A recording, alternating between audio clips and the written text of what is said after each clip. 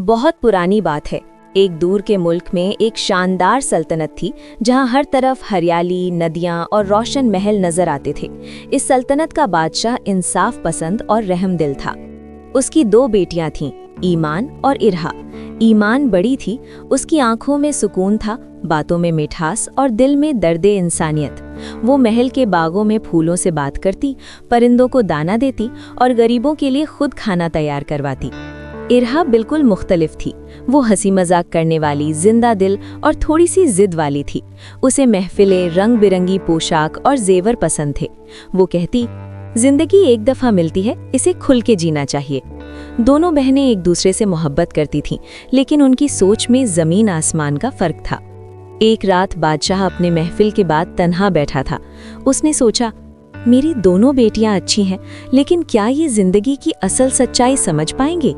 अगले दिन उसने दोनों को बुलाया। कल सुबह तुम दोनों एक सफर पर जाओगी, अलग अलग रास्ते। जो जिंदगी का असल मतलब समझकर वापस आएगी, वही मेरी असल वारिस होगी। इरहा ने हैरानी से कहा, सिर्फ एक सफर से? बादशाह ने मुस्कुराकर जवाब दिया, कभी कभी एक सफर पूरी जिंदगी बदल देता है। ईमान ने एक सादगी भरे गांव का रुख किया।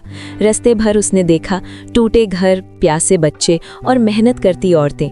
गांव पहुंचकर उसने देखा कि लोग पानी के लिए दूर दूर तक जाते हैं।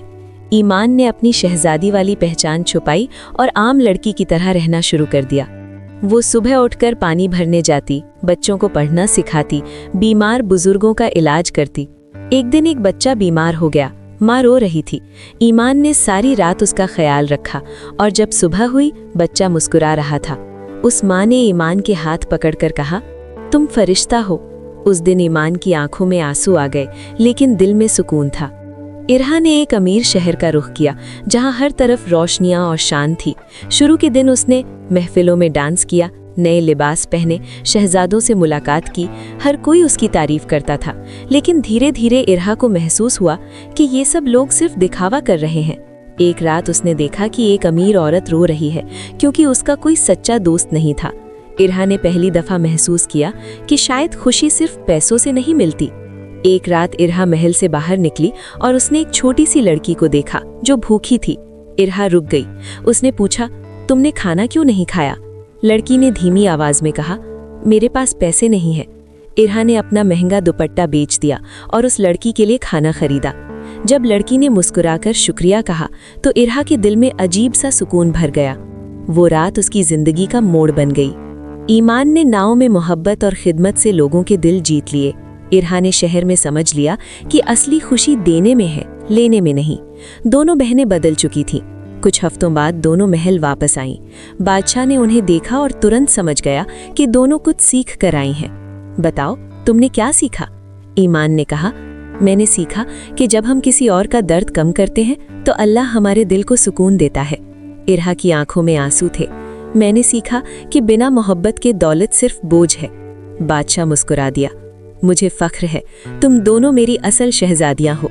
इरहा ने ईमान का हाथ पकड़ लिया। आज से हम मिलकर लोगों की मदद करेंगे। ईमान ने कहा, हाँ, क्योंकि असल बादशाहत दिलों पर होती है। सल्तनत बदल गई। गांव में पानी के कुएं बन गए, गरीबों के लिए लंगर शुरू हो गया। शहर में लोग एक दूसरे का ख्याल रखने लगे और महल के बागों में दोनों बहनें बच्चों के साथ हंस रही थीं। आसमान पर चांद चमक रहा था और कहानी खत्म नहीं हुई, बल्कि एक नई शुरुआत बनी।